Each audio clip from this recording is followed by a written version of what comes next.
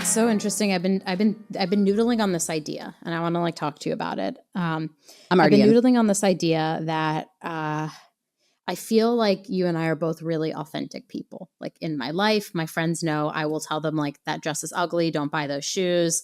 That's a bad decision. That person doesn't love you. They're not worthy of your time. I am the person people come to for the real dose of honesty. That's what you need.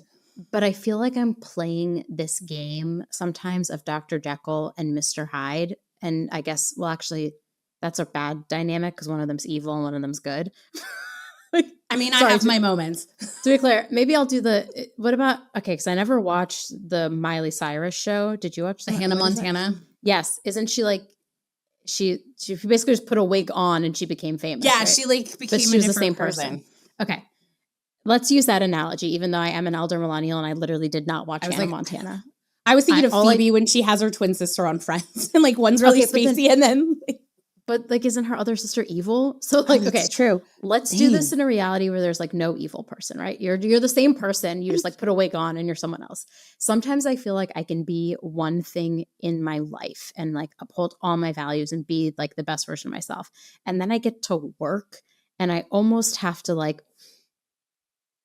professionalize myself to a certain extent, if that makes sense. I'm butchering this idea, but I feel like I can never truly be myself at work because there are things to the HR job that don't allow me to truly be myself. And I think my example, if this makes sense, is politics.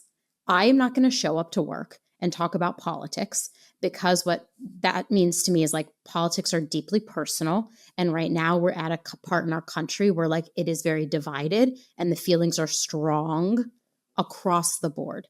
And people associate a lot of their values with their political beliefs. I'm not going to show up at work and spout my political beliefs because they're a part of inclusion to me is that there is somebody who's going to have other ideals than I have.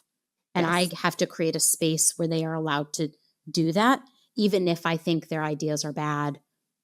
I draw the line at if they're saying dangerous things in the workplace, but if they just have a different view than me or are pro something that I'm against, I find it hard in the workplace because I can't show up and talk about politics. And so sometimes I feel like I can be one thing in my personal life and with my friends and in my community. And when I show up at work, it's almost I have to sterilize myself to a certain extent. I think that's true. It kind of ties into the same thing. I just don't put that energy into kind of my HR self. I bring it to the community. I bring it to my friends. I also try to be as transparent as possible. I grew up outside of Colorado Springs, which politically is one way that doesn't super align with my values. Doesn't matter either way, whatever it is. And if people ask me, I'm honest. I'm it's just a different experience for my life. I moved to the Bay Area and I saw people of different diversity, which was not something super common. And that's really an experience I cherish. It's not for everybody, and that's okay.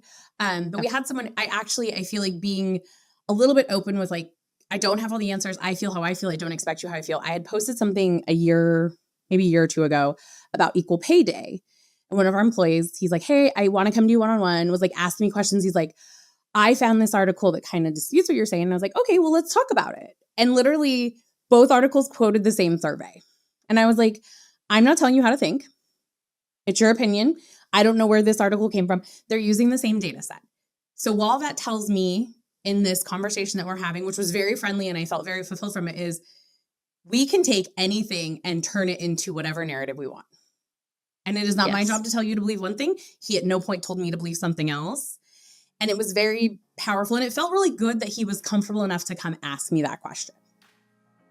And I think that's where being authentic, I would liken it to volumes. I'm not as politically loud at work as I am outside of work, but I'm also